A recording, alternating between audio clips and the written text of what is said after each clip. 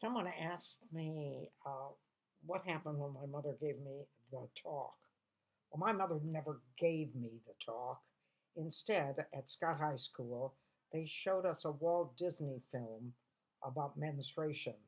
Nobody told me why I was menstruating or what it would happen if I did or I didn't, but they showed it to me. And for me, of course, it was absolutely horrifying.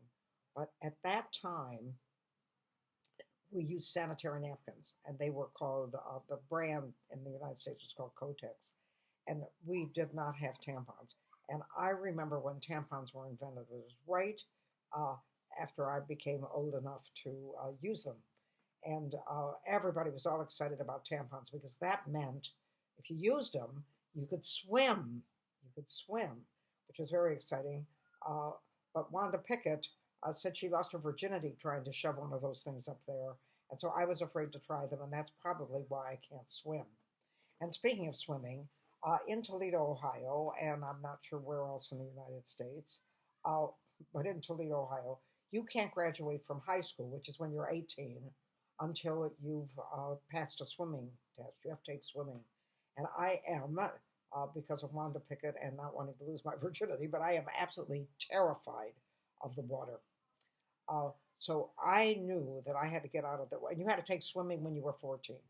And I knew that I had to get out of that class. And I still, to this day, cannot believe that I managed to do this, but I did. What I did is I went to my swimming class and I said to Miss Peterson, that was her name, great big 6 foot tall woman with a mustache, great big woman. And I said to her, Miss Peterson, I said, I can't go in the water today because it's my time of the month. Because remember, we used Kotex then. Um, and she said, okay. And I went upstairs to the balcony and I watched all the other girls swimming. And I read Gone with the Wind and tried to figure out why Clark Gable didn't give a damn. I never did figure that one out. But the next, that was on Monday. On Wednesday, I said the same thing. And on Friday, I said the same thing. And then the next Monday, I said the same thing. And the next Wednesday, I said the same thing. And the next Friday, she said to me, "Well, that's really a long time. Are you all right?" And I said, "No, the doctor said that I ruptured something." And she said, "Oh my God." And I still do not know because I don't remember my mother writing a note. I simply don't. The next thing I knew, I was taking volleyball with a bunch of pregnant 14-year-olds. I went to an inner city school where little girls got pregnant at 14. I did not, but they did.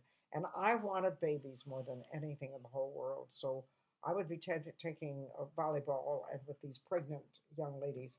And when I saw they were pregnant, I said to them, "Oh my God." I said, "How did you do that?" And these women thought, "Oh my goodness, she's from outer space. She's from outer space." I'm going to leave with one more little talk about the talk, and that is when this little 5-year-old boy returned from his first day of kindergarten, and he said to his mother, "Where do I come from?" And she thought, well, 5 is a little young to tell him, but I think never too early. So she sat him down and she told him the whole rigmarole. And at the end, she said, "Don't forget to be kind and be considerate." And then she said, "Why do you want to know?" And he said, "Well, because the little girl sitting next to me is from Russia." And thank you very much for joining me for my thoughts.